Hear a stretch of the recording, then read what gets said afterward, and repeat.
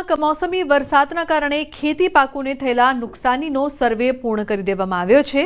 જિલ્લાના 626 ગામોમાં 5.22 લાખ હેક્ટરમાં સર્વે પૂર્ણ કરવામાં આવ્યો છે।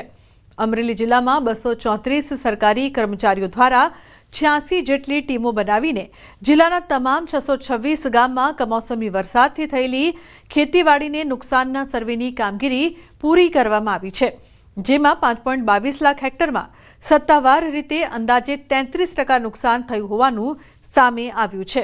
હવે નુકસાનીના અંદાજના રિપોર્ટનું સંકલન કરીને સરકારને આપવામાં આવશે। સર્વે ટીમ બનાવી ગામ આગેવાનો, ગામ પદાધિકારીશ્રીઓ, ગામના ખેડૂતોની હાજરીમાં આ સર્વે કામગીરી કરી અને પંચરોજકામ અને રિપોર્ટ અત્રે રજૂ કરવામાં આવેલ હતા।